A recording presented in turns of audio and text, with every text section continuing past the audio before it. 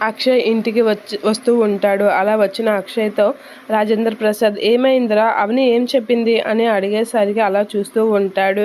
"ఏమన్నది? వస్తానన్నదా? రానన్నదా? అసలేమన్నది?" అని చెప్పేసైతే పార్వతి కూడా అడుగుతూ ఉంటుంది. అలా అడిగేసరికి అవని నేను ఏ అర్హతతో అక్కడికి రావాలి? కోడలుగా రావాలా? ఎలాగ రావాలి? అని అవని అంటూ ఉంటుంది. అలా అడిగేసరికి అవని ఇక్కడికి రావడానికి ఒక కండిషన్ ఉందంట. తనని పెద్ద కోడలుగా అందరికీ పరిచయం చేస్తే వస్తానని చెప్పింది అనేదా అంటూ ఉంటాడు అక్షయ్.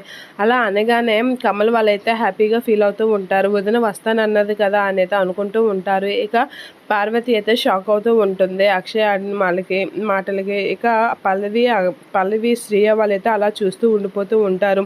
అత్తే ఏమంటుందో ఇప్పుడు అవని అక్కని తీసుకొస్తుందా, పెద్ద కోడలుగా పరిచయం చేస్తుందా అనేదా అనుకుంటూ ఉంటారు. ఏంటమ్మా అవనిని పెద్ద కోడలుగా నరసింహం వారికి పరిచయం చేద్దామా అని అంటూ ఉంటారు. అనేసరికి పార్వతి అయితే జరగదు అన్నట్లుగా అయితే చెప్పేస్తూ ఉంటుంది. అలా అనేసరికి అక్కడే ఉన్న వీళ్ళైతే షాక్ అవుతూ ఉంటారు. అక్షయ్ ఆడిన మాటలకి. తీసుకొద్దాం అనే అక్షయ్ ఆడిన మాటలకైతే పల్లవి శ్రీయ వాళ్ళు షాక్ అయ్యి అలా చూస్తూ ఉండిపోతూ ఉంటారు. ఇక కమల్ అయితే ఇదంతా జరగని పని నాన్న, తండ్రి ఆ ఫోన్ నరసింహం గారికి ఫోన్ చేసి మాకు మా ఇంట్లో అందరం కలిసి ఉండం, ఎక్కడ వాళ్ళం అక్కడే ఉంటామని ఫోన్ చేసి చెప్పేస్తాను, ముందు ఫోన్ ఇవ్వండి, మాకు ఈ సంబంధం ఇష్టం లేదని చెప్పేస్తాను అని అంటూ ఉంటాడు కమల్. అలా అనేసరికి అయితే పార్వతి షాక్ అవుతూ ఉంటుంది. ఇక రాజేంద్ర ప్రసాద్ అయితే అవునరా అని చెప్పేసి అయితే తను జాబీలో ఉన్న ఫోన్ అయితే తీస్తూ ఉంటాడు. అది చూసి పార్వతి షాక్ అవుతూ ఉంటుంది.